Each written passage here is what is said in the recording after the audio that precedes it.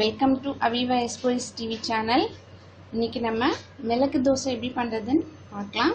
அதுக்கு 4 onion cut பண்ணி வச்சுருக்கேன், 10 மிளகை தூள் பண்ணி வச்சுருக்கேன், கருவேப்பிலை கொஞ்சம் எடுத்துருக்கேன்.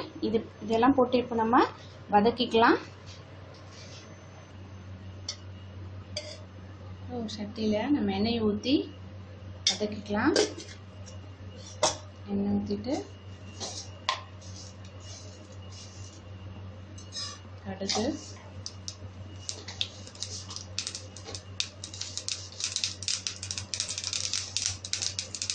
ஜீரகம் போட்டுட்டு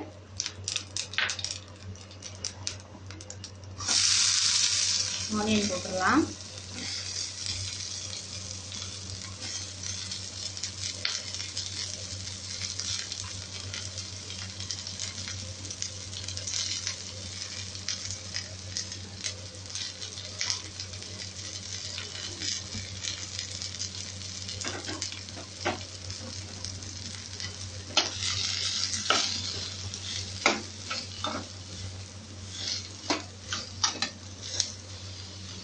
ஆனியன் நல்லா வேகணுங்கிற அவசியம் இல்லைங்க, சும்மா அந்த ஸ்மெல் போகிற வரைக்கும் கொஞ்சோண்டு வதக்கலாம். ஏன்னா அது ரொம்ப நல்லா வதக்கி போடுறத விட கொஞ்சம் பாதி வதக்கணுன்னே நம்ம எடுக்கிறது தான் நல்லாயிருக்கும், இன்னும் நல்ல டேஸ்ட்டாக இருக்கும். இப்போ நம்ம மிளகை போட்டுக்கலாம்.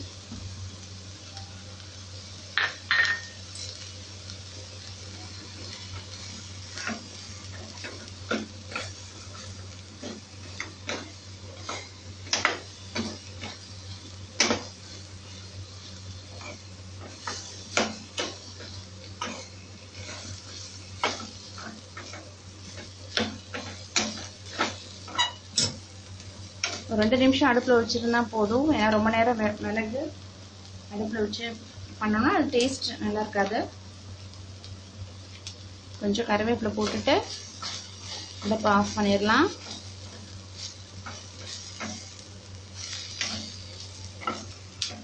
இதை எடுத்து மாவில் கொட்டிடலாம்.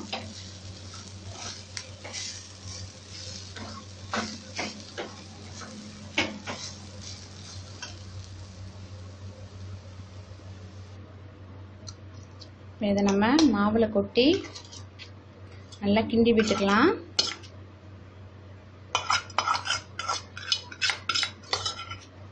வதக்கும் போது உங்களுக்கு வேணும் கொஞ்சம் உப்பு போட்டுக்கோங்க.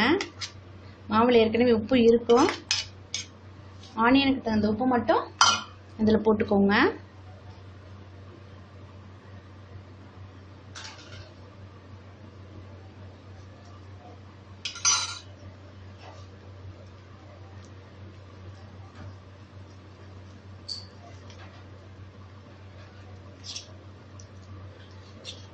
இது ஆனியன் நல்லா இதுக்குள்ள மிக்ஸ் ஆகிற மாதிரி நல்லா கிளறி விட்டுக்கோங்க.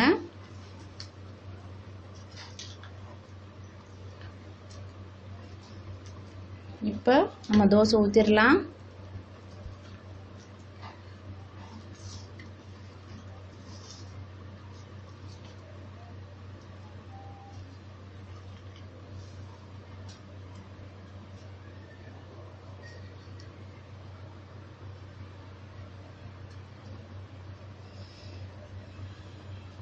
வச்சுருக்கேன், கொஞ்சம் எண்ணெய் விட்டுட்டு தோசை ஊற்றிக்கலாம்.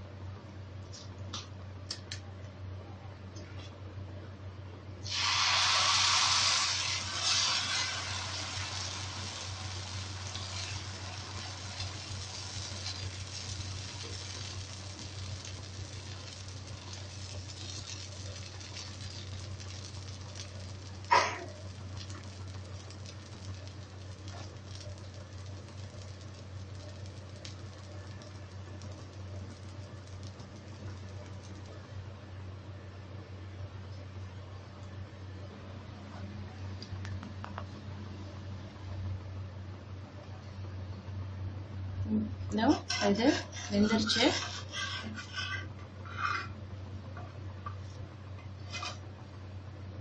இன்னொன்று உங்களுக்காக நான் ஊற்றி காட்டுறேன்.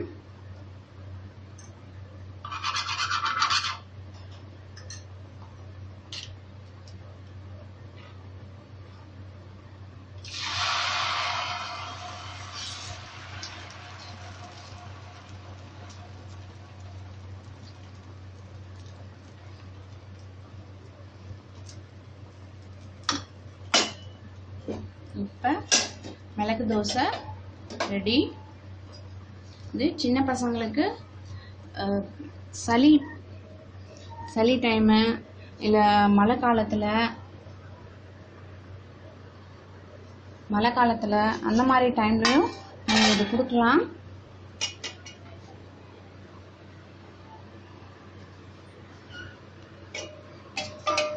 இதோட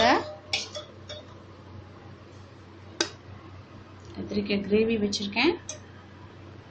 உங்களுக்கு அந்த மிளகு தோசை ரெடி. Thank you.